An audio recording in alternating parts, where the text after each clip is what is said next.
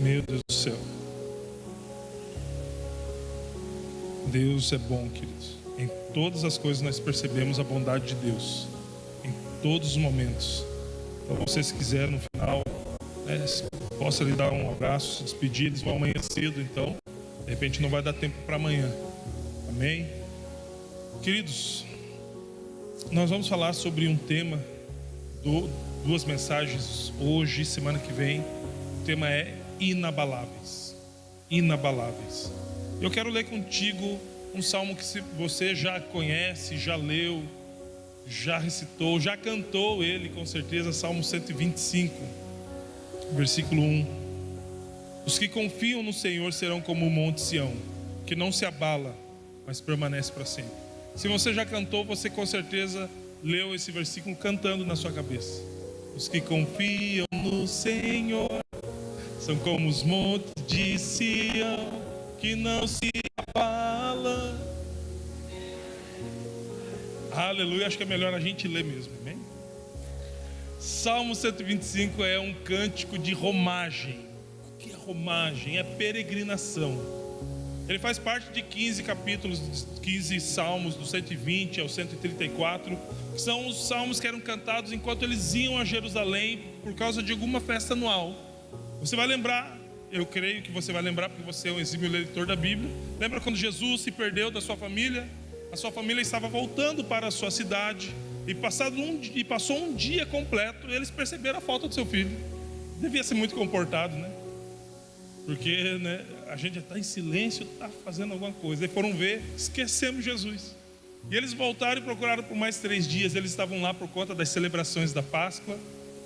E aí encontraram Jesus no templo, aquela história toda. Então é como num dia como este, onde eles iam até Jerusalém. Então eles iam cantando, salmodiando, cantando esses salmos. E nesse contexto aqui, os pais de Jesus levaram somente 3 a 5 dias para chegar em Jerusalém. Faziam as festas e voltavam por mais 3 a 5 dias. Por que 3 a 5 dias? Porque 3 quando era um grupo pequeno, e quando era uma comitiva de familiares já eram 5 dias de caminhada. Coisa básica assim. E durante esse tempo, essa caminhada, eles iam cantando, salmodiando. Então eles iam falando. Então quando eles peregrinavam para Jerusalém por causa de algumas festas, seja por causa da Páscoa, festa dos Pentecostes, Tabernáculo, qualquer outra festa que fosse uma festa anual. Então, após essa caminhada que levava algumas vezes, alguns dias, passavam por desertos, outros atravessavam rios e até mares. Porém, ao se aproximarem, eles avistavam de longe o Monte Sião. E quando eles avistava aquele monte forte, imponente, firme, inabalável, cercado por algumas outras cadeias de montanhas, que a Bíblia diz que essas cadeias de montanhas que cercavam Monte Sião é o próprio Deus, é como se fosse o próprio Deus que guardava a cidade. Então existia uma doce sensação de quem estava chegando ao seu destino. Eu não sei você, mas toda vez que eu viajo, existe uma doce sensação de que eu estou chegando em Guaratuba, na minha casa, na minha família, no meu lar. Eu amo muito chegar em casa. Indiferente do tipo do lugar que a gente passa, pode ser um palácio, mas a nossa casa é a nossa casa, o colchão tem o nosso formato, a casa tem o nosso cheiro, o cachorro ele arrebenta as nossas coisas, mas a gente fica sentindo saudade dele também. E eu creio que nós vamos sentir a sensação de chegar na terra prometida, amém? Aquela doce sensação de, meu Deus, cumpri a minha jornada, amém? Você crê nisso? Glória a Deus. Mas tem um detalhe muito interessante aqui. O Monte Sião, embora ele tenha sido referido como inabalável nesse cântico do Salmo 125, aquele monte físico, ele ficava numa região de uma tríplice fronteira de placas tectônicas. O que isso significa? O nosso país, o Brasil, ele fica bem ao meio, longe, as suas extremidades longe das bordas das placas. Por isso que a gente não sente abalos sísmicos muito fortes. Eu nunca senti um tremor. Alguns dizem que sentiram quando deu terremoto em tal lugar. Algumas pessoas lá no Roraima disseram que sentiram um pouco dos tremores do que aconteceu em Venezuela, porque a Venezuela, bem no mar, é fronteiriça com uma das placas, bem na borda da placa. Então, o Monte Sião, ele fica na borda da placa arábica. Só que ele é tríplice, não é apenas uma fronteira comum, também tem a placa africana e eurasiática e mais uma microplaca que está ali perto. Então, o Monte Sião ele está localizado num lugar de constantes abalos sísmicos. E é interessante saber disso, que ele está próximo a esse lugar. Por que é complexo a localização? Porque existem tremores, terremotos, abalos e instabilidades são constantes naquele local. Porém, em meio a essa instabilidade existe o Monte Sião, inabalável. Então, quando o povo ia se aproximando de Jerusalém, eles viam o monte e começavam a cantar. E eles cantavam: os que confiam no Senhor são como o Monte Sião, que não se abala, mas permanece. Imponente, amarrado. Ele é imponente, ele é firme, ele permanece para sempre. E eu quero declarar que você será inabalável, que você permanecerá para sempre. Você crê nisso, querido? Você crê que essa é uma promessa de Deus para a sua vida, que você será inabalável na sua jornada de fé, na sua vida? Você consegue crer nisso? Mas a Bíblia quer que você vai além de crer, faça algo além de crer. A Bíblia quer que você confie, que a promessa é para que ele confia. Só que nesse contexto aqui de Salmo 125, o Sião deixa de ser uma posição geográfica. Ela deixa de ser geografia e passa a ser uma característica espiritual daquele que decide depositar em Deus toda a sua confiança. Agora ela passa a ser uma característica daqueles que confiam no Senhor. E a Bíblia não promete que a nossa vida não sofrerá abalos. Ela promete que nós não seremos destruídos por eles. É uma diferença. Ela fala que, quando ela fala inabalável, não fala que não sofrerá abalo. Ela fala que quando os abalos vierem, ele não vai sofrer, ele não vai cair, ele vai permanecer. Ser inabalável não significa que intempéries não nos alcançarão, mas que após elas passarem, e elas passarão, então nós poderemos permanecer. Eu vi uma reportagem de um incêndio que estava acontecendo numa mata aberta. Não era uma mata fechada, era uma mata aberta, né? Parecido com uma savana, né? Muitos capins bem secos, de mais ou menos 70 centímetros de altura. Então, por causa do vento, aquele incêndio ele avançava numa velocidade fora do normal, 20 e poucos quilômetros por hora o incêndio ia, dependendo de quem fosse correr, porque eu já vi uns irmãos correndo, o incêndio ia chamuscar ele todo. E um rapaz resolveu fazer um experimento. Ele pegou uma espécie de, não é um cobertor, mas é como se fosse de alumínio e mais alguns outros materiais anti-chama, e ele decidiu se cobrir com aquele cobertor e ficar bem na rota daquele incêndio. Como que ele sabia a rota, né? Sabia onde não tinha queimado, era só ficar onde não tinha queimado. E aquele incêndio veio e aqueceu bastante aquele material que ele estava se cobrindo, aqueceu muito, deu uma chamuscadinha nos pelos.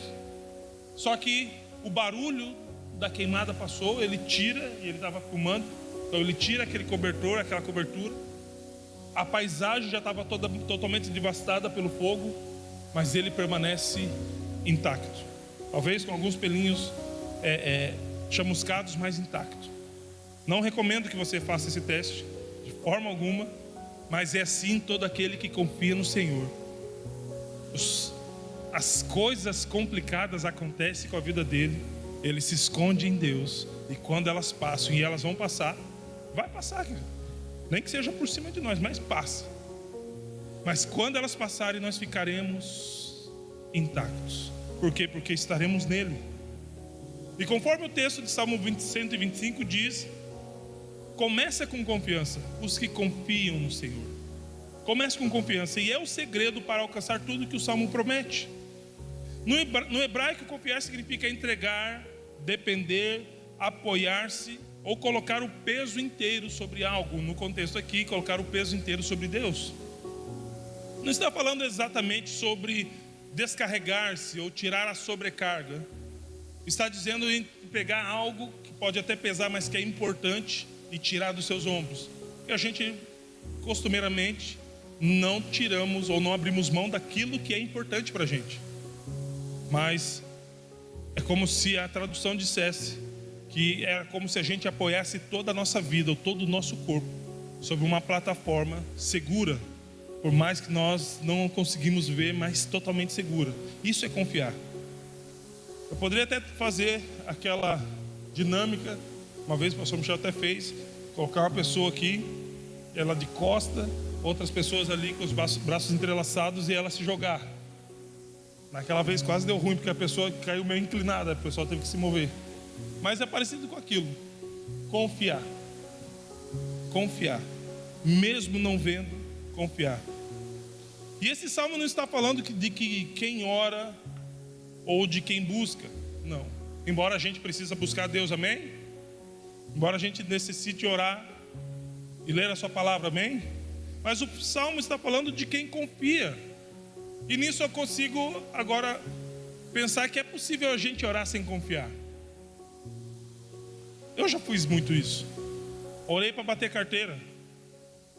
Carteirinha. Carteira é outra coisa. Para bater ponto, né? Orei para que eu exercesse o meu papel de cristão. Ainda não confiando, eu vou orar, porque pelo menos eu mantenho a reputação de quem eu sou enquanto cristão, ou até enquanto líder. Então não é apenas orar, embora a gente deva, mas o salmo fala daquele que confia. E a alma que descansa em Deus se torna inabalável. Confiar, da raiz hebraica que é batak, significa literalmente apoiar todo o seu peso em algo.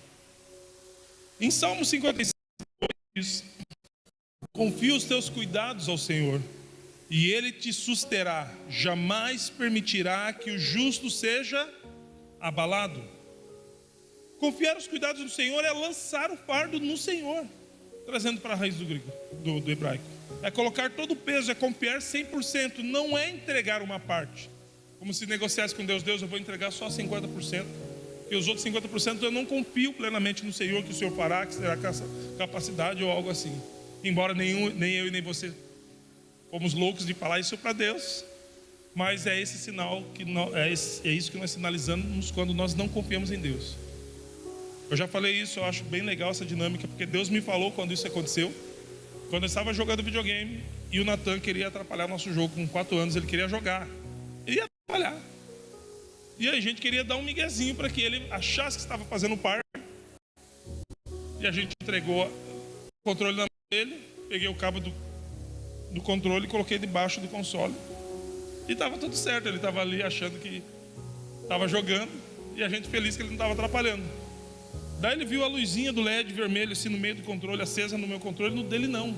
Ele quis perguntar: por que o meu não está aceso?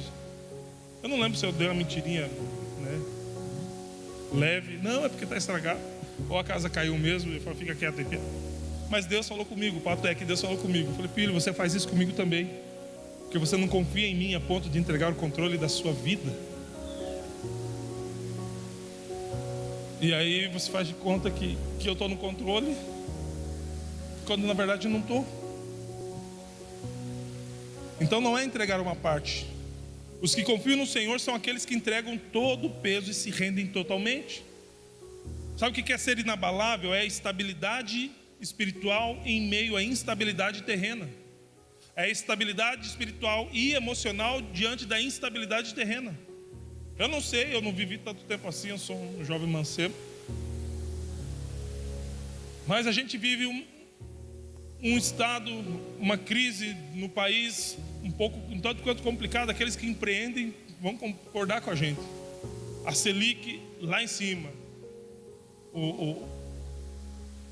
a carga tributária comendo os pés da gente, tudo inflacionado. Estou falando de político, estou falando de cenário, querido. E aí, se a gente for deixar que a instabilidade terrena, ou achar que a instabilidade terrena possa provocar paz em nosso coração, a gente está lascado. Literalmente, ao quadrado. Então, estabilidade ou Ser inabalável é estabilidade emocional e espiritual diante da instabilidade terrena. Lembra de Geazi? Eu nem lembro se era Geazi, porque a Bíblia fala que era o moço de Eliseu. Eles estavam no monte. E aí ele chega todo instável emocionalmente, porque ele estava instável espiritualmente. Meu pai, meu Deus, estamos cercados, está tudo cercando aqui a gente vai morrer. Está complicado, deu ruim para a gente, a casa caiu. Daí Eliseu olha assim, meu Deus do céu. Daí ele ora, pai, abre os olhos do moço para que veja. E aí ele viu carros e cavalos de Israel cercando ali. Toda vez que nós nos desestabilizarmos emocionalmente e espiritualmente, significa que nós não estamos tão inabaláveis assim. Porque ser inabalável é estabilidade em meio à instabilidade terrena. Não são as circunstâncias, não é o quadro econômico, não é a carga tributária, não é o que está acontecendo lá fora que determina o quanto estável eu estou. O que determina o quanto estável eu estou é o quanto eu confio em Deus. Amém? É o quanto nós conseguimos depositar a nossa confiança em Deus. É óbvio, querido, que nesse contexto material a gente continua às vezes sofrendo um pouquinho, mas isso não pode desestabilizar a gente. Quando a instabilidade quiser te visitar, você diz, ei, fala que nem Jó, eu sei que o meu Redentor vive e que por fim ele se levantará sobre a terra. A gente precisa entender que a eternidade, querido, nos permite viver algo sobrenatural, mesmo ainda a gente estando aqui. E nada move a eternidade do lugar, ela é estabelecida. Não existe crise emocional, não existe nem crise financeira na eternidade. Sabe por que Jesus fazia algumas coisas enquanto ele passeava por essa terra, embora ele não estivesse a passeio? Sabe por que ele curava? Sabe por que ele ressuscitava? Porque são coisas que não eram inerentes e nem eram a marca do reino. No reino de Deus não existe morte. No reino de Deus não existe doença. No reino de Deus não existe miséria. Então ele alcançava as pessoas dessa forma. Por quê? Porque na cultura do reino isso não era comum para Jesus. Então ele fazia porque ele representava o rei. E o reino do qual ele era o rei. Então ser inabalável é a estabilidade em meio à instabilidade terrena. Esse mundo, de mal a pior, no contexto do que a Bíblia diz que o mundo jaz no maligno. Por isso que Jesus fala, eu dou a minha paz, não o que o mundo dá, a minha paz vos dou.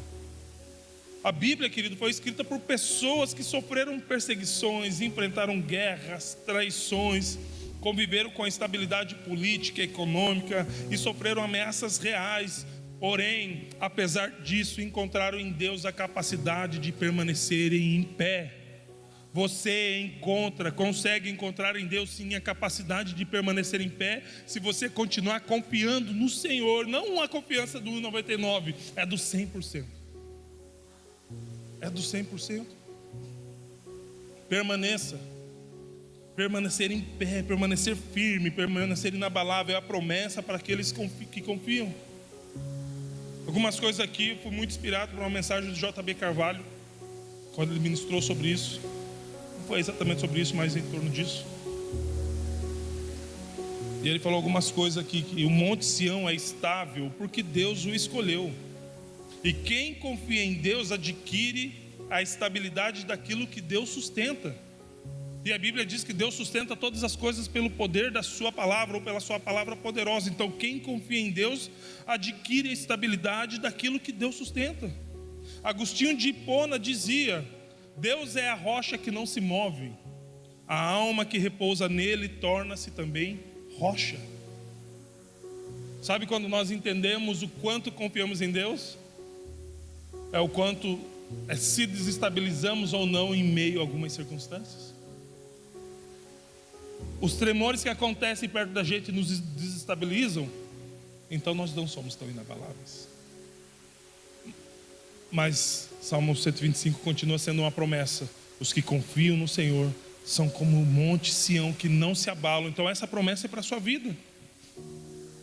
A estabilidade não vem de dentro, não é uma paz interior, não é zen. Eu estou zen, querido, hoje ninguém me abala, não.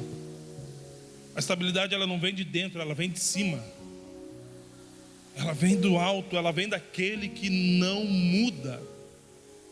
Não é força emocional, é graça estrutural. Ao passo que nós vamos passando por essas circunstâncias, Deus vai estruturando a nossa fé, vai estruturando a nossa vida.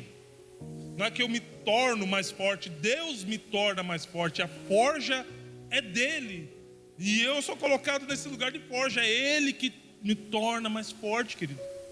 Não sou eu em mim mesmo. O cara que se torna forte é a graça estrutural, aquilo que ele faz em mim, no momento que eu permaneço nele, que me fortalece no meio do processo. Olha isso. Ser inabalável é imperturbabilidade espiritual. Imperturbabilidade, a habilidade de não se perturbar enquanto as coisas acontecem, enquanto o mundo entra num caos. Você entra numa imperturbabilidade espiritual, você continua firme. Eu sei em quem eu tenho crido, eu sei em quem me chamou, e eu sei quem eu sou se eu não estiver neste lugar. Então eu continuo aqui. Às vezes dou uma tropeçadinha, porque nós somos falhos, mas eu continuo aqui. Eu sei para onde eu quero ir. Spurgeon dizia: quando Deus é o alicerce, até os terremotos viram música. Uma vez, acho que se eu não me engano, era no muro do Joaquim, no colégio, estava escrito lá: um dia nós vamos rir de tudo isso. Eu não sei qual que era a motivação da pessoa escrever, mas eu entendi da minha maneira. E a minha maneira de entender foi: quando a gente termina de passar por um processo, por mais difícil que seja, a gente olha para trás e consegue dar risada porque a gente avançou. Mas isso é da concepção do mundo natural. Na concepção do reino, nós rimos enquanto o processo está acontecendo. É tipo, irmão Lázaro, eu vou passando pela prova dando glória a Deus.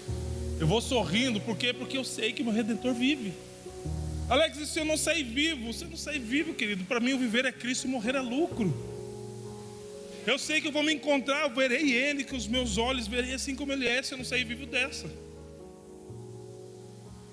E até falo, né? Não se estresse tanto com a vida, ninguém vai sair vivo dessa. Legal até a frase do Facebook. O meu Jesus disse: aquele que crê em mim, ainda que seja morto, viverá. O que tem nos guiado? Então Deus não remove os abalos, Ele te fundamenta enquanto eles acontecem. Deus não vai remover, Deus não vai parar o tremor, Ele vai te fundamentar a sua fé enquanto eles estão acontecendo. E glória a Deus por isso. Talvez não seja tão empolgante essa frase, mas nos dá certeza de que se Ele está conosco, então vai dar tudo certo. Os que confiam no Senhor, misericórdia, 15 minutos já. Os que confiam no Senhor são forjados e passam a experimentar algo diferente daqueles que não depositam a sua fé nele. E o fato da gente confiar no Senhor não nos torna melhores do que aqueles que não confiam nele. Mas acontecem coisas diferentes com aqueles que confiam. E a própria palavra diz que se tornam inabaláveis. Mas existem algumas coisas ainda que a gente pode experimentar pelo fato de confiar nele. E uma das coisas é: nós não colapsamos. Se você confia no Senhor, você não vai colapsar. Se você confia no Senhor, a sua saúde não colapsa. Se você confia no Senhor, a sua família não colapsa. Se você confia no Senhor, a sua fé não colapsa. Mateus capítulo 7, versículo 24 e 25 diz assim: todo aquele, pois, que ouve essas minhas palavras e as pratica, será comparado a um homem prudente que edificou a sua casa sobre a rocha. E caiu a chuva, transbordaram os rios, sopraram os ventos e deram com ímpeto, com força contra aquela casa, que não caiu, porque ela era uma casa bonita, que morava alguém gente boa naquele lugar. Não, ela não caiu porque ela foi edificada sobre a rocha. O que Sião é para os judeus, Cristo é para nós os cristãos. A pedra que não se move, o lugar seguro, o firme fundamento sobre o qual devemos lançar os nossos alicerces. O texto fala sobre ouvir e praticar as palavras de Jesus, e para isso é necessário um nível de confiança total, queridos. Porque muitas pessoas ouvem as palavras de Jesus, até quem não crê em Cristo lê a palavra. Principalmente se a gente acho que Eclesiastes e Provérbios é um dos livros mais lidos por pessoas que não creem em Deus. Então ler sem confiar é leitura. vai talvez literalmente te aperfeiçoar alguma coisa, mas não na fé. Para que a nossa fé seja estabelecida, nós precisamos ler e praticar. Ler e confiar. Somente ler não. Sem confiança não adianta. E nesse contexto dessa palavra, nós seremos tentados a construir sobre areia. Por quê? Principalmente pelo fato de que o imediatismo é uma das marcas da nossa geração. Nós queremos as coisas agora. Quando a gente não está bem financeiramente falando, a gente sempre está pensando em ganhar um dinheiro rápido. A gente sempre está correndo atrás de uma necessidade que na verdade se tornou urgência, porque a gente não colocou ela na devida prioridade. O urgente sempre está acendendo com uma luz vermelha ou laranjada com um ponto de exclamação na nossa vida, porque a gente acha que não dá tempo para mais nada. Na verdade é porque a gente não é mais ensinado a esperar. Nós amamos o resultado final, mas detestamos o processo. A nossa prática na internet já denuncia isso. Falei disso outro dia. YouTube foi lançado com vídeos longos. Hoje o que é mais visto são shorts. E tem alguns que a gente não deixa nem terminar, já rola para cima. Por quê? Porque a gente sempre está na correria. Parece até que a gente está usando droga. Porque os caras que estão na droga estou na correria. Estou na correria. E parece que a gente está assim, sempre na iminência de ser atropelado por alguma urgência que está vindo atrás da gente. Nunca coisas tão terríveis entraram tão na moda exatamente pelo fato de serem rápidas. E o miojo é uma delas. Terrível na sua composição, necessário pelo seu curto tempo de preparo. É uma marca da nossa geração. Vá oferecer miojo para sua avó, se ela é raiz, né? Óbvio, né? Que hoje as vó. Não. E quando ela, para dar uma incrementada, vai botar uma batatinha, bota mais uma coisa. Você fez uma sopa, avó, você não fez miojo. Não, porque é só assim, eu também não gosto. Por quê? Porque fundamentar leva tempo. E se nós quisermos ser inabaláveis, nós precisamos entender que custará tempo de fundamentação, porque senão vamos colapsar, as coisas vão ruir. Agora, se nós confiarmos em Deus, nós não colapsamos, nós permanecemos. Por quê? Porque a nossa casa foi fundamentada sobre a rocha, foi escavada, foi lançado os alicerces. Isso demora tempo, isso chega às vezes até doer a mão para quem já fez isso algumas vezes. Mas você permanece inabalável.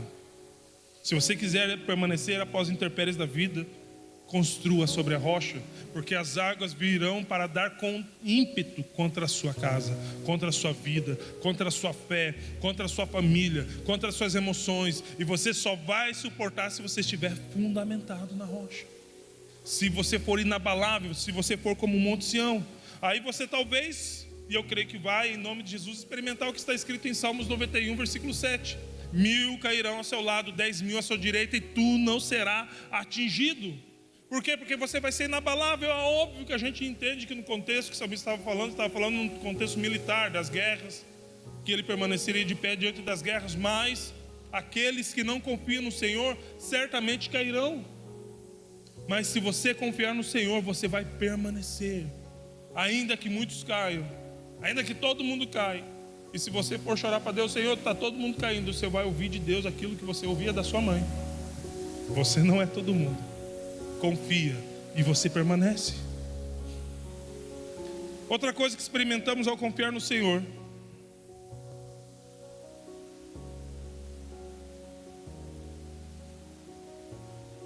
temos vida na vida. 2 Coríntios capítulo 4, versículo 8 ao 10. Diz assim: em tudo, não é em algumas coisas, em tudo somos atribulados, porém não angustiados, perplexos, porém não desanimados, perseguidos, porém não desamparados, abatidos, porém não destruídos, levando sempre no corpo, nesse corpo mortal, o morrer de Jesus, para que também a vida de Jesus se manifeste em nosso corpo. O que Paulo relata aqui não é apenas o fato de nos tornarmos inabaláveis, embora seja esse o contexto de Salmos 125, de que o privilégio ou benefício de você confiar é se tornar inabalável, mas Paulo aqui, ele leva isso para um outro nível. Ele não fala apenas enquanto os tremores acontecem, se você confiar, mesmo em meio a tremores você permanece inabalável. Agora ele leva para outro nível. Ele fala, enquanto você passa pelos tremores, você confia, você se torna inabalável, mas também a vida de Deus se manifesta na sua vida. Permanecer em meio às circunstâncias, aos abalos, aos tremores, nos tornando inabaláveis, possibilita que a vida de Jesus se manifeste em nossa vida. E cara, eu não sei se você compreende o que isso quer dizer. Eu nem estou falando da plenitude do que isso quer dizer, mas pelo menos parte do que quer dizer a vida de Jesus manifestando na nossa vida, a Zoe de Deus manifestando nesse corpo mortal. É quase que como se a glória de Jesus se resplandecesse em nós, ou a natureza de Deus fosse evidenciada na nossa natureza, ao passo que nós permanecemos nele, ao passo que nós nos tornamos firmes, ou continuemos firmes, ou ao passo que nós estamos sendo atribulados, perseguidos, ao passo que nós estamos sendo abatidos. Porque eu não sei você, é óbvio que Paulo, quando escreve isso, ele escreve para uma igreja que tem uma realidade de vida totalmente diferente da minha e da sua. Eles não viviam perseguidos, a gente não vive perseguido por um império, a não ser o império das trevas.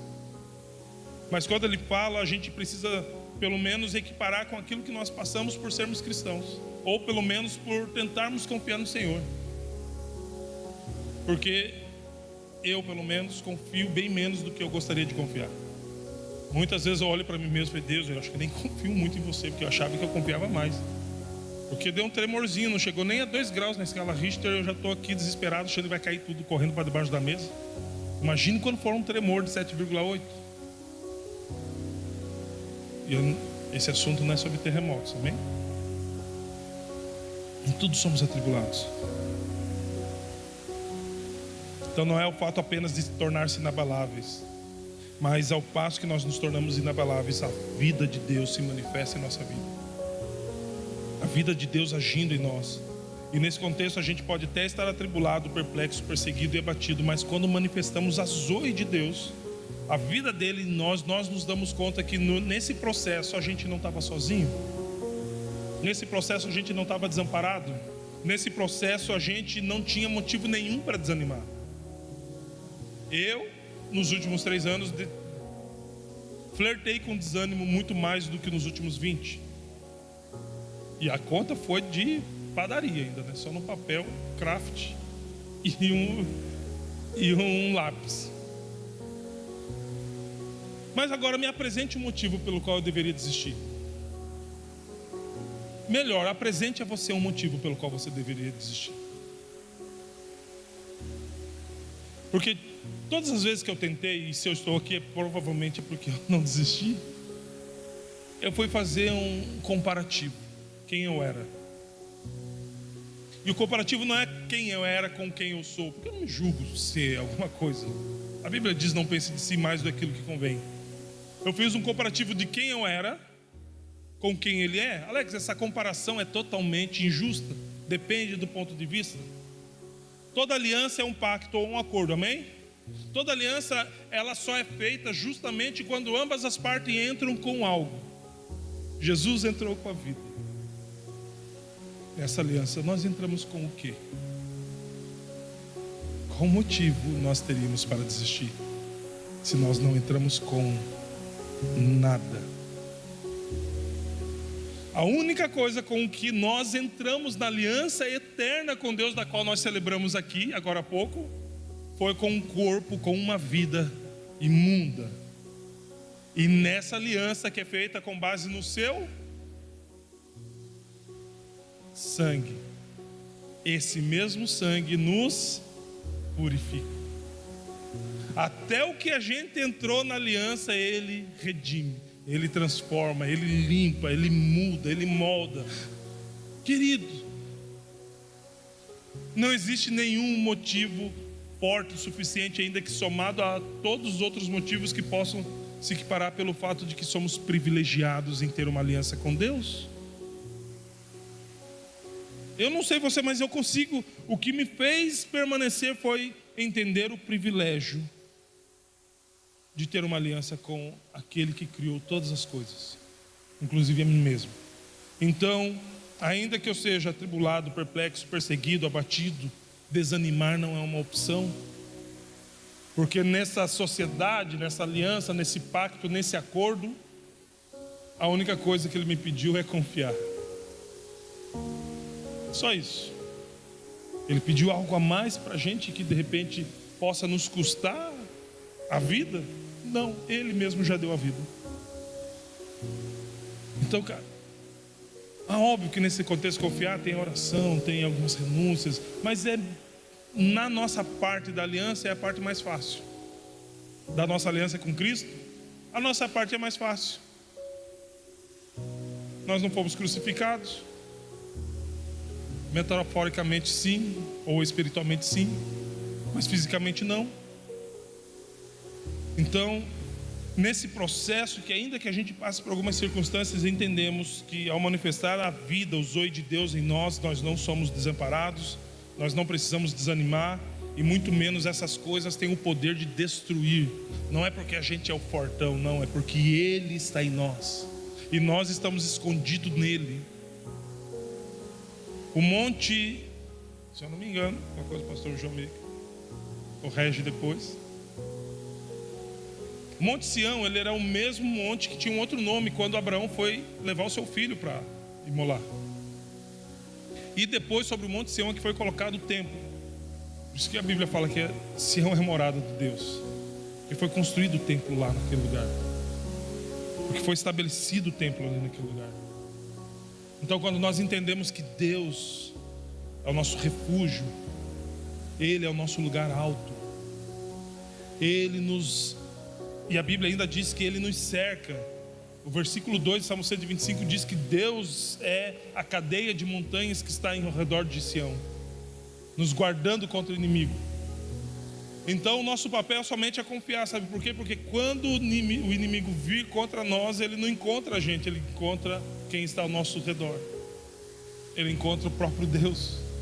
Então o nosso papel é confiar, porque Deus está nos cercando, como ele diz em Salmo 125, versículo 2.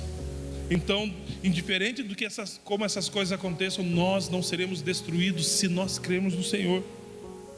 Assim como, embora seja um tipo de aflição, a saudade que dói, e às vezes a gente acha que vai morrer, e às vezes não é por saudade, mas é por outra coisa, mas nada tem poder de destruir o que Deus plantou dentro da nossa vida. Nada tem poder de destruir aquilo que Deus derramou sobre você. O zoe de Deus, a vida de Deus, ela não se estabelece sobre as ondas, sobre o movimento das nossas vidas, ela se estabelece segundo a sua palavra. Então, querido, se você esperar no Senhor, a vida dele se manifesta na sua vida. Terceiro, e não menos importante, quando esperamos no Senhor e quando nós nos tornamos inabaláveis, ao passo que acontece isso, nós somos renovados. Isaías 40:31, um versículo bem bacana, muitos de vocês conhecem. Mas os que esperam no Senhor, outras versões falam, mas os que confiam no Senhor, renovam as suas forças, sobem com asas como águias, correm e não se cansam, caminham e não se fatigam, ou não se fadigam. As duas formas estão corretas, com T ou com D. E o contexto ele aponta para um determinado tipo de animal, que é a águia. E existem várias lições que nós aprendemos com a águia, algumas delas são mito. A gente até pegava como verdade, é bonito até algumas histórias de que ela bate com o bico na rocha, que ela arranca as suas unhas e passa por um processo longo. Não, na verdade isso não acontece. Mas tem um processo, algo que ela faz. Ela já habita lá no alto dos penhascos, dos montes. E quando acontece uma tempestade, quando acontece uma tempestade forte, vento e chuva, ela não voa contra a tempestade. Seria bonito nessa coisa, contra a tempestade e tal. Não, na verdade ela posiciona suas asas, suas penas, para que aquela corrente de ar impulsione ela para cima. Por isso que o versículo diz: subirão com asas como de águia. Mas aí, esse versículo ele fala sobre 3 ações: subir, correr e caminhar. Agora a questão não é exatamente isso. E até a pergunta que às vezes eu falo: e aí, como você está, fulano? Ah, estamos indo. Eu falei: a questão não é se a gente está indo, a questão é para onde. E o versículo fala: eles sobem, correm e caminham sem se cansar.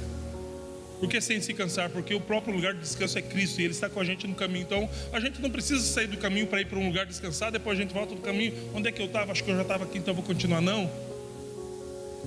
No mesmo caminho, na mesma jornada que nós estamos com Ele, e Ele é o nosso sábado, Ele é o nosso descanso. Então Ele renova as nossas forças enquanto nós vamos descansando durante o caminho. E ao passo que nos cansamos, confiamos nele, esperamos nele, e Ele renova as nossas forças, de modo que a gente não precisa desanimar, porque o Senhor é a nossa força.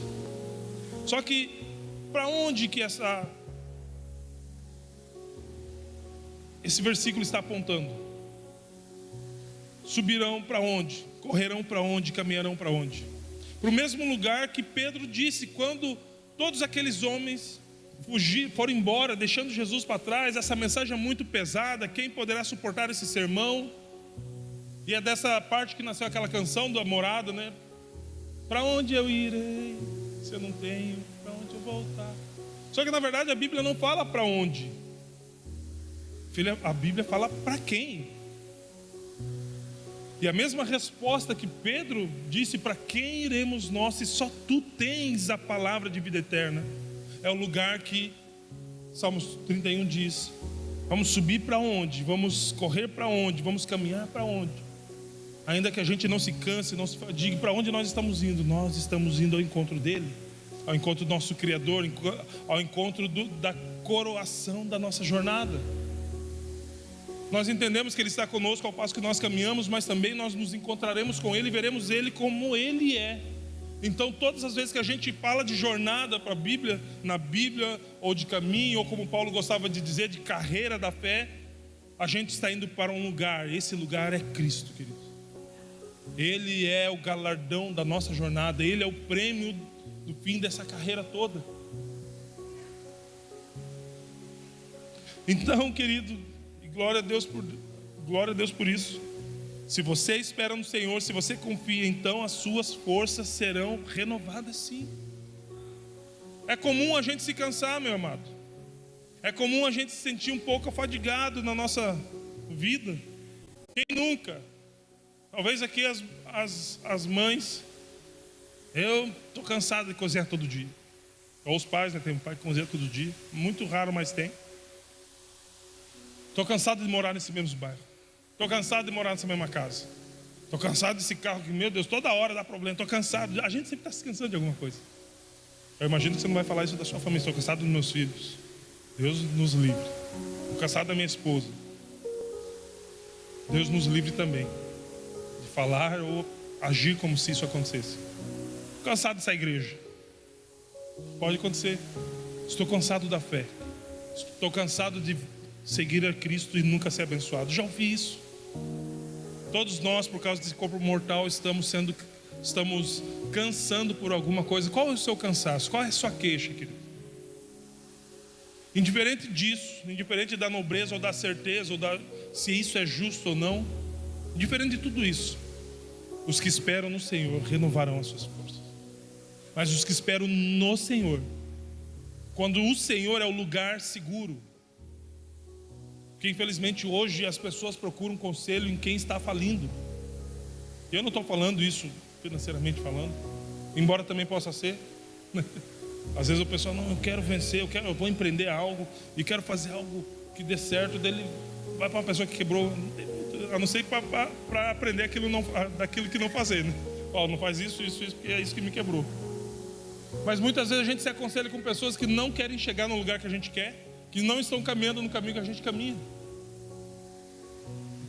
Já atendeu algum adolescente assim? Acontece muito, né, no meio do adolescente. Eu estava conversando com a minha amiga sobre a minha família. Ela falou para eu sair de casa. A sua amiga não tem nem casa, querido. Você vai ouvir alguém que preste. Eu queria... Semana passada eu vi um vídeo do João que ele fez. Eu até repostei esse vídeo. Deus falou muito comigo nesse vídeo. E essa parte, esse versículo, ele vai... Eu creio que vai falar com você também. Por quê? Porque a nossa vida, muitas vezes, a gente passa por circunstâncias e situações que a gente não consegue ver uma solução. A gente não consegue ver esperança. É como se estivesse num dia bem nublado, sabe aquele tempo fechado? Que a gente costumeiramente chama de tempo ruim. O tempo está ruim hoje. Nunca a gente vai falar o tempo está ruim quando está o sol bonitão lá fora. A gente chama de tempo ruim aquilo que está nublado, tempo fechado. Eu gostaria que você visse esse vídeo.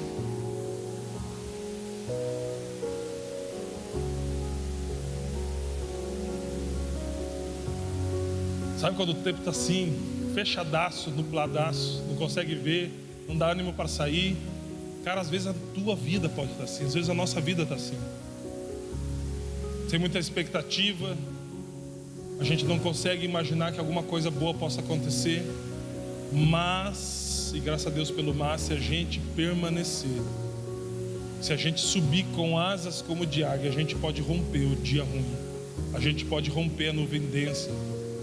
E quando a gente consegue romper isso, se a gente perseverar, se a gente permanecer, se a gente não esmorecer, se a gente permanecer inabalável, a gente vai contemplar algo que só aqueles que vão até o fim conseguem enxergar. Somente aqueles que perseverarem até o fim vão conseguir ver, querido. E mesmo se o teu dia estiver nublado, saiba que acima daquelas nuvens densas existe algo: o sol da justiça. E Cristo é o sol da justiça. Talvez a gente não consiga ver por causa dessa densa nuvem, mas Ele está lá, Ele continua lá. Na verdade, Ele sempre esteve no mesmo lugar. Ele é a rocha que não muda. E a Bíblia diz que Ele habita num lugar de uma luz imarcessível. E imarcessível significa uma luz que não perde o seu brilho. Se coloque de pé, por gentileza. Quando eu era menorzinho, eu achava que o sol apagava às 6 da tarde e acendia às 6 da manhã. Não ri não, que eu sei que você achava isso também quando você era mais criança. Até descobrir por que Jesus é a resplandecente estrela da manhã. Porque Ele nunca perde o seu brilho. Porque não é o sol que muda de posição, somos nós que mudamos. Ele continua lá. Ele permanece lá. Ele continua o mesmo. Não importa o quanto de cansaço ou quão densas nuvens estão sobre a sua vida, existe um sol da justiça que somente se você romper essa nuvem você vai conseguir alcançar. Eu queria orar contigo, querido. Coloque as mãos no seu coração, por gentileza.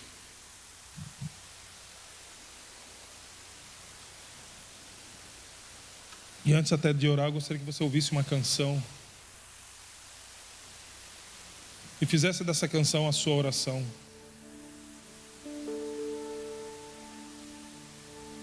Porque Deus está nos chamando a um nível de confiança muito maior, mais intenso, mais profundo. Deus deseja fazer da sua vida alguém inabalável, convicto, bem resolvido, mas somente confiando nele, acima de toda e qualquer circunstância, é que nós alcançaremos de fato esse lugar. É que nós de fato nos tornaremos inabaláveis.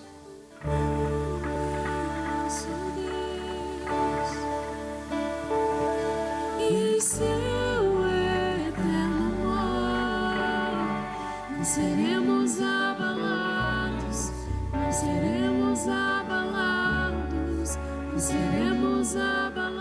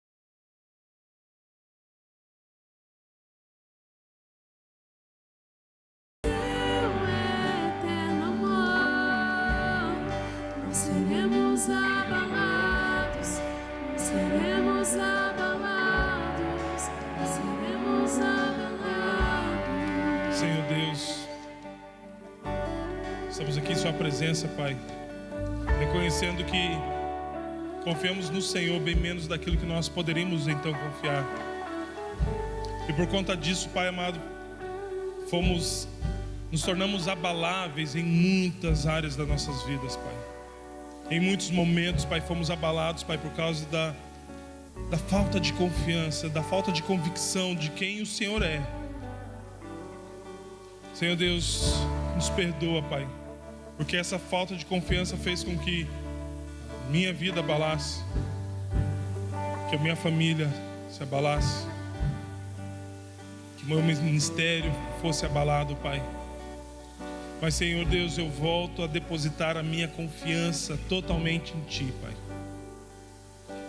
Eu elejo o Senhor como a pedra que não se move, a minha rocha, Pai, inabalável, sobre a qual eu desejo, na verdade, sobre a qual eu decido, porque eu desejei muitas vezes e muitas coisas, Pai, relacionadas ao Senhor, e grande parte delas, Pai, eu falei, mas eu, mais do que desejo, eu decido estabelecer sobre o Senhor os alicerces da minha vida, a confiar no Senhor com todas as minhas forças, para que eu me torne, Pai, ou para que eu, Pai amado, consiga obter as promessas de Salmo 125, que eu me torne inabalável e eu permaneça para sempre, porque essa é a sua palavra, é isso que o Salmo diz, que permanecerão para sempre, Senhor Deus, por causa do Senhor que é inabalável, porque é uma característica sua, Senhor Deus. Não é porque nós adquirimos algo que nos tornou melhores, não, pelo contrário, é porque nós nos tornamos dependentes do Senhor, Pai. Nós queremos confiar tanto no Senhor, Pai amado, que essa dependência do Senhor nos torne inabaláveis, assim como o Senhor é inabalável. Senhor Deus, que nessa confiança, Pai, possa haver restauração na vida dos seus filhos, possa haver reestruturação na vida dos seus filhos. Aquilo que sucumbiu, aquilo que colapsou, Pai amado, que seu filho possa, que a sua filha, o seu filho, assim que voltarem a confiar no Senhor, que isso possa ser reestruturado. Não existe nada que possa ser derrubado, que o Senhor não consiga reconstruir, Pai, que o Senhor não possa restaurar. Nós cremos nisso, Senhor Deus. Por isso nós confiamos no Senhor. Por isso nós confiamos no Senhor, Pai amado, que é a nossa rocha eterna. Em nome de Jesus. Amém. Queridos, eu gostaria de fazer um convite bem rapidinho aqui. A gente avançou um pouco no horário. Nos perdoe. A culpa é do Lauro. Brincadeira, não é não. Eu gostaria só de saber se você está aqui de repente, é a tua primeira ou segunda vez, ou a tua 10ª vez, e você nunca entregou a sua vida para Jesus. Você nunca esteve nesse lugar de confiança, ou talvez você até esteve, mas você se afastou do Senhor. Mas você se encontra aqui hoje não por uma coincidência, por uma cristocidência. Existe no desejo do coração de Deus para que você se encontre com a palavra dele e que você possa novamente voltar a confiar nele, voltar a depositar nele a sua fé, voltar a colocar o peso totalmente, o peso da prioridade, da importância sobre ele. Talvez você nunca entregou a sua vida para Jesus e eu gostaria de orar com você, ou talvez você já entregou uma vez a vida para Jesus, assumiu novamente o controle da sua vida, se afastou, mas está aqui hoje e deseja reconciliar com ele. Eu gostaria de orar contigo, então, se você está aqui e deseja entregar a sua vida para Jesus, faz um sinal com uma das suas mãos, nós queremos orar contigo. Se você quer reconciliar com Jesus, faz um sinal com uma das suas mãos e nós queremos orar contigo, indiferente das formas, nós queremos orar com você, querido, para que você possa estar de fato neste lugar não apenas de confiança, mas esse lugar de segurança, porque esse mesmo lugar é um lugar seguro para a sua vida. Temos alguém que gostaria de entregar a sua vida a Jesus? Só fazer um sinal com uma das suas mãos. Amém. Não quero insistir, nosso tempo já está bem avançado. Quero orar para a gente terminar aqui, encerrar e ter uma semana poderosa na presença dele. Amém. Vamos orar. Pai, obrigado, Senhor Deus, pela sua graça, pela sua presença, pelo seu poder, pela sua palavra. Senhor Deus, obrigado, Pai, porque o Senhor sempre fala conosco através da sua palavra. Obrigado, Senhor Deus, porque o Senhor está nos desafiando, Pai, a elevar o nosso nível de confiança ao nível, Pai, que a gente ainda não viveu, e a experimentar coisas que ainda não experimentamos. Senhor Deus, que possamos colocar isso em prática essa semana e poder colher os frutos, Pai, daqueles que confiam no Senhor. Abençoe a vida dos seus filhos, que eles tenham uma semana excelente na sua presença e que eles possam viver dia após dia para a glória do seu nome. Amém, amém. Opa, agora que eu vi.